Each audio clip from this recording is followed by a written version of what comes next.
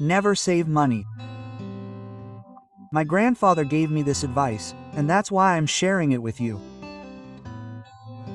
Look, a long time ago in the Texas countryside, back in the 50s, there lived a grandfather who everyone knew was lazy. It wasn't that he worked occasionally, no. It was that he never worked at all. They would always find him under the shade of a mesquite tree sitting in an old chair with his gaze lost in the distance. He would scratch his beard with his hands and talk non-stop about business deals that he never did. He would say, "One day I'll open a store, you'll see. Another day I'll buy land, I'll have cows, I'll make money without getting tired." Quote. But that day never came. People didn't even make fun of him anymore. They looked at him with pity. They would say, "He's a lazy dreamer." And it was true. Grandma, tired of hearing the same thing, would sigh loudly enough for even the wind to hear. "Old man, life is not sustained by dreams, it is sustained by work." Grandpa would raise his eyebrows, shrug his shoulders, and always answer the same way. "We'll see, woman. Someday I'll find a way." And silence again. Promises in the air again. The years passed and the only thing that increased was the need. One night the grandson, a boy with big eyes and bare feet, asked for bread. Grandma opened the dinner. Nothing. Empty as a sucked bone. Grandpa looked at the floor. He felt the words catch in his throat. There were no excuses. His ideas were inedible. His dreams did not fill stomachs.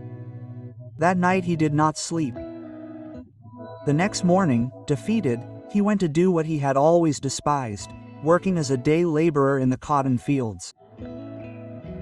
The change was hard, too hard. From spending hours under a tree, he went to bending under the burning sun. From having soft hands, they went to having them open in blisters. His back bent, his legs trembled, every muscle burned to the bone. And in the middle of the field, with sweat running into his eyes, he would murmur, "This is worse than laziness. This is a chain." Quote. At night he would come home bent over as if he were 20 years older. His grandmother would be waiting for him with a plate of beans and 2 tortillas, never 3. His grandson would run to the hallway of the wooden house and hug him, asking with his usual innocence, "What did they give you, Grandpa?" The old man would take out the check, look at it for a long time as if searching for more letters on it, and tiredly answer, "It's not much, son, but it's something." And with that they would go to the town store. He would pay off old debts, leave money for taxes, buy grandma's medicine. Then the usual, a small sack of corn, beans, cheap coffee, when possible, sugar, and when he returned, all that was left in his pocket were a few loose coins. His grandson would take them out, line them up on the table, and count them with his fingers. And that's all that's left. His grandfather would purse his lips. This and nothing else. Time passed like this. The check came, the check went, the house continued to leak. The debt was a shadow that never moved. Grandpa felt like he was working just so he could breathe another day. One afternoon in the store he heard some men talking loudly as if they were preaching. The secret is to save. He who saves always has. Those words kept buzzing in his head. That same night he found a large glass jar, washed it, dried it on his pants, looked at it against the light of the lamp, and hid it under the bed. Every week, after buying just enough, he would throw in a few coins or a crumpled bill. The sound of falling metal. Tin tin. It sounded like music to him. Every time he heard it he felt like the future was being born inside. His grandson discovered it one afternoon, lifted the covers, and saw the jar half full. "What are you doing, Grandpa?" The old man smiled proudly like a mischievous child showing off his treasure. "I am saving our tomorrow." But that tomorrow was expensive, very expensive. Grandpa refused to buy new boots, even though his were already splitting at the toes. He walked with his toes touching the dirt and said, "These will last another month." The rain came in through the kitchen roof, soaking the table, and filling the bucket with dirty water. He looked at the leak and said, "That roof can handle another rain." There was less and less bread, less meat, and almost no milk on the table. The boy ate slowly as if to fool his hunger. Grandma looked at him, looked at Grandpa, and one day he couldn't keep quiet anymore.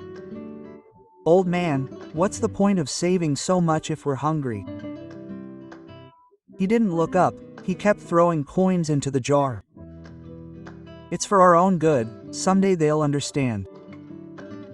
Many months went by, and then more months. The jar filled with crumpled bills and coins of all sizes. Grandpa would take it out some nights, hug it almost as if it were his son, look at it under the flickering light of the lamp, and smile. It felt like a chest of gold. One night he proudly put it on the table. He called his grandson. "Look, son, here's security." The boy's eyes opened wide. "How many sacks of corn can we buy with this?" Grandpa lifted his chin, sure of himself. 3, maybe 4. "With this we'll never lack food." And he began to laugh. The grandson also laughed, trusting his grandfather. The grandmother, silently, looked at him sideways with a heavy heart. The next day they went to the market. The grandfather walked slowly, but he carried a spark of pride in his heart. He carried the jar under his arm wrapped in an old rag. The grandson jumped up and down beside him excitedly, asking every now and then, "How many sacks are we going to bring, Grandpa?" 3 or 4, quote. The grandfather smiled confidently, although his broken boots made noise with each step. "Yes, son, today we are going to return with full sacks. Today you will see what security is." Quote. They arrived at the merchant's stall. The grandfather carefully placed the bills and coins on the table. He spread them out proudly, like someone showing off a treasure. 3 sacks of corn, please." The man counted them quickly, with the agile fingers of someone who sees money every day. He looked up and said without a hint of emotion, "It's not enough, old man. The prices have gone up. With this you can barely take 1.5. Quote. Grandfather's eyes widened in disbelief, as if he hadn't heard correctly. "How could this be?" The merchant shrugged. "Money is worth less every day. That's just the way it is." The grandson looked at his grandfather in confusion, his voice trembling. Then the jar shrank. Grandfather felt a blow to his chest, as if the air had left him. The merchant with a curt gesture dragged a large sack towards him, and another half full. Then, without looking at it too much, he put some coins and a couple of crumpled bills in the tin that served as a jar and handed it back to him. "You barely made it, old man," he said coldly, as if blurting out an unimportant truth. Grandpa lowered his head, picked up first the sack, then the middle, and finally grabbed the can with the shabby change. Grandpa looked at him silently, his eyes full of questions. So, with heavy hands and empty hearts, they walked back home. Grandpa's every step was heavier than the last. That night, he emptied the can on the kitchen table. The coins and bills fell out one by one, dry as dead stones. He counted them in desperation. He counted them again and again as if they would suddenly multiply, but they were always the same. What had seemed like wealth before was now just a useless pile, unable to buy even a full sack. Grandpa slammed the table in rage. So much effort, so much sacrifice, only for it all to turn to dust. Grandma, with a tired face, looked at him silently. She said nothing because she had said it all before. Grandson, in a soft voice, asked, "What's the point of saving, Grandpa?" The old man couldn't answer. He got up, dragging his feet, and went out into the corridor. There he sat under the dark night. The cold wind blew through the trees and he hugged his arms like a lost child. He thought that perhaps his whole life had been a lie. Lazy before, slave later, and now tricked by money. For the first time he felt that there was no way out. The following days were bitter. In the fields he had no more strength. He could barely fill the cotton sack and the boss looked at him with contempt. At home food was getting scarce. The grandmother coughed at night and the grandson looked at him with hunger in his eyes. The grandfather felt a weight on his chest that crushed him, and at times he thought of giving up everything, giving up and never getting up again. But one morning, sitting in the corridor with a vacant look, he saw a neighbor pass by. He was carrying a basket full of white and clean eggs, neatly arranged.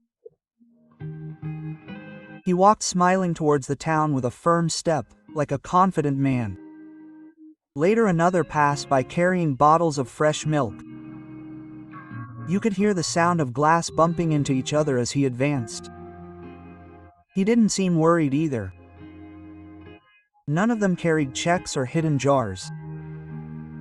They carried useful things, things they produced every day. Grandpa looked at them for a long time, pursing his lips with a mixture of envy and sadness. And then, like an echo coming from afar, he remembered his grandson's voice. What if instead of saving money we buy chickens? At first that idea had seemed silly to him as a child, but now, in the midst of the darkness of his heart, it sounded like a lit spark. He didn't think much more. He opened the jar and gathered what little was left. He gathered the coins, the crumpled bills, everything that was still useful. He went to the market with his head down, asked in an uncertain voice, and after haggling badly, as always, he returned with a few skinny, ugly, nervous chickens. When he got home, he let them loose in the yard. His grandson clapped excitedly, running after them. Now yes, Grandpa, we have an egg factory. Grandpa watched him smile, and for the first time in a long time he felt a light in his heart. The first few days they barely collected 1 or 2 eggs. Grandma cooked them carefully, splitting them in 3 as if they were a treasure. When there were any left over, they sold them to a neighbor who gave them a few coins. With that money they bought another, fatter hen.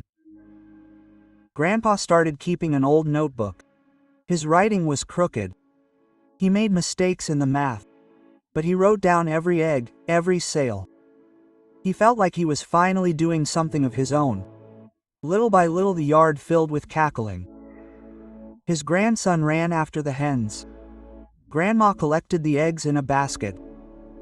And the neighbors began to come over. "Old man, sell me a dozen. Will you have more for tomorrow?" Grandpa, who before only knew the check and the jar, now counted eggs, did the math, negotiated awkwardly but with pride. The work was no longer a chain, it was his own fruit. One afternoon, while holding an egg in his hand, he looked at it as if he were witnessing a miracle. He called his grandson and spoke to him in a firm voice. "This is worth more than a jar full of bills, because this feeds, multiplies, and never loses its value." Money saved dies, but if you make it produce, you will always have something on the table. The boy hugged him smiling. Then you are no longer lazy, grandfather. The old man hugged him to his chest with tears in his eyes. No, son, I have learned that laziness and dead savings lead to the same place, to nothing. Since then, the jar was forgotten under the bed, empty like old illusions. Whenever someone in the town spoke of saving, the grandfather would respond calmly and wisely, pointing to the yard full of chickens. Saving money is like storing water in your hands. It always runs away. Make it work, even if you start with a chicken, because only in this way does life truly flourish. And that is how, in those fields of Texas, the man everyone called lazy became the one who discovered the greatest truth. Never save money.